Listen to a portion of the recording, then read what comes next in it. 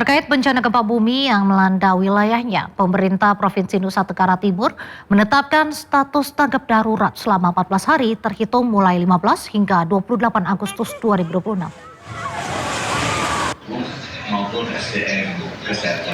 Penetapan status tanggap darurat tertuang dalam keputusan Gubernur NTT yang ditetapkan di Kupang pada 15 Agustus 2026. Status tanggap darurat dilakukan untuk mempercepat penanganan dampak bencana, sekaligus mempermudah akses, koordinasi, dan komunikasi antar pihak dalam mengerahkan seluruh sumber daya yang tersedia.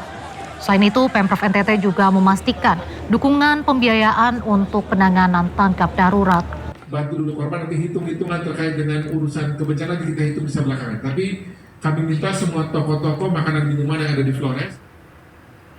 Mensesnek Prasetyo Hadi memastikan kesiagaan pemerintah terhadap penanganan pasca gempa di wilayah Nusa Tenggara Timur.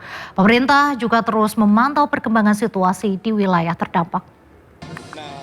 Pertama-tama tentunya kami menyampaikan duka yang mendalam terhadap adanya beberapa yang dilaporkan kepada kami, ada beberapa korban meninggal dunia akibat gempa tersebut, dan kami tadi pagi juga sudah melapor kepada Bapak Presiden, dan kami berkoordinasi dengan Menteri Menko PMK. Kemudian kami juga tadi pagi sudah berkoordinasi dengan Kepala Basarnas, kemudian dengan Kepala BMKG yang juga sempat memberikan peringatan dini akan potensi terjadinya tsunami, tetapi alhamdulillah peringatan dini tersebut sudah dicabut, dan memang di beberapa tempat ada kenaikan muka air tetapi masih tidak terlalu besar.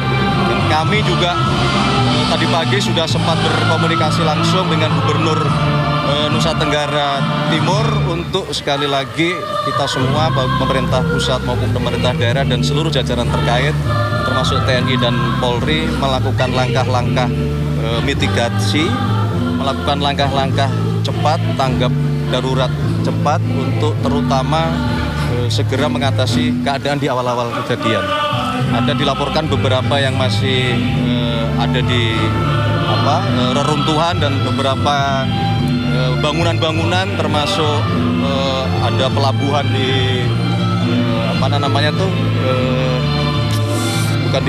ada satu pelabuhan yang tadi dikirimkan kami juga di Maumere, itu ada reruntuhan dan kemudian ada beberapa kantor-kantor juga yang runtuh. Nah, kami minta untuk segera dicek apakah ada korban di reruntuhan tersebut gitu.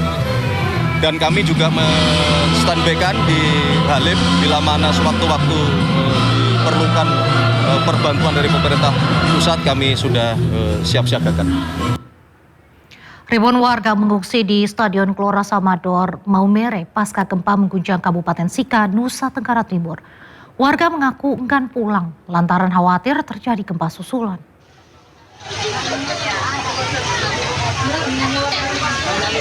Sebanyak 1.179 jiwa dari 307 kakak mengungsi di Stadion Gelora Samador, Maumere.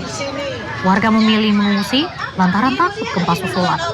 Banyaknya jumlah pengungsi dan minimnya tenda membuat sebagian pengungsi pun tidur di luar tenda.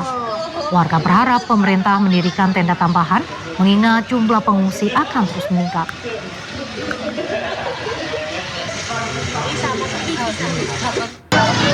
Kekurangan air, Pak. Mama, mereka ke WC air ada atau tidak ada? Begini so habis.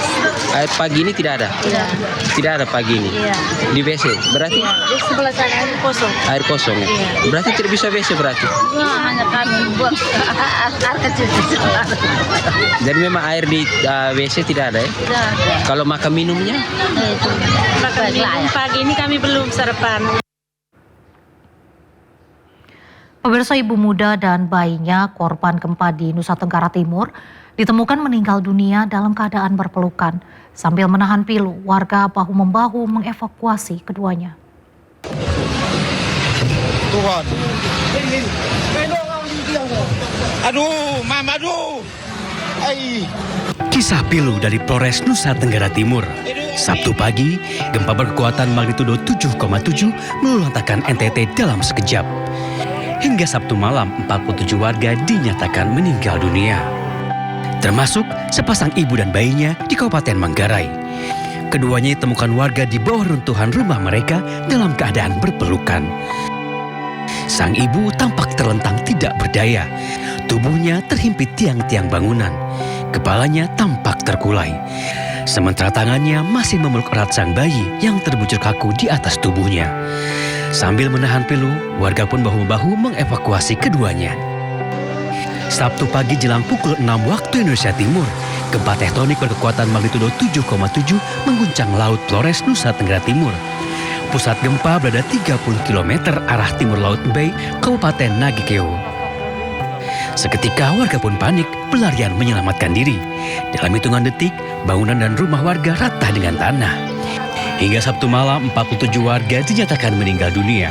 2.000 lebih warga menyelamatkan diri. Tim Liputan iNews melaporkan.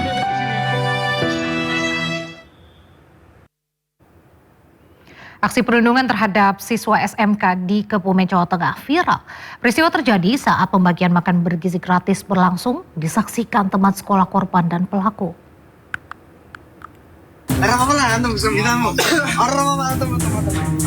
Aksi perundungan seorang siswa SMK di Kota Winangun, Kebumen, Jawa Tengah viral. Korban dianiaya pelaku direkam dan disebarluaskan ke media sosial.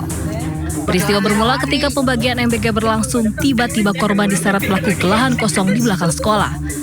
Korban dipukul, dibanting, dan ditendang pelaku disaksikan beberapa teman.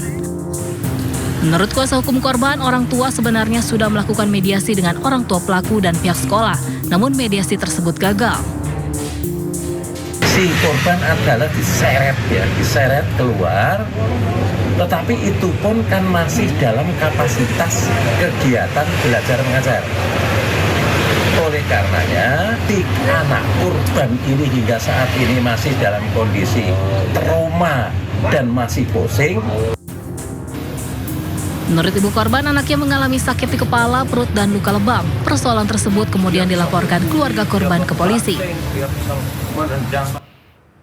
Terpergok membawa kabur sepeda motor, 2 pekerja buruh harian di Kabupaten Maros, Sulawesi Selatan diamuk warga.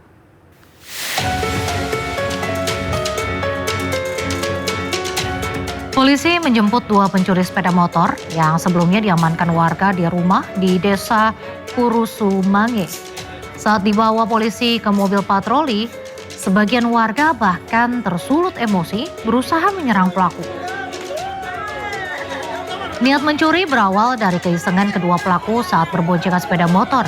Mereka melihat sepeda motor terparkir di jalan dengan kunci kontak masih menempel. Pelaku memanfaatkan kelengahan korban lalu membawa kabur sepeda motor korban. Mereka dijerat pasal pencurian dengan pemberatan terancam 7 tahun penjara.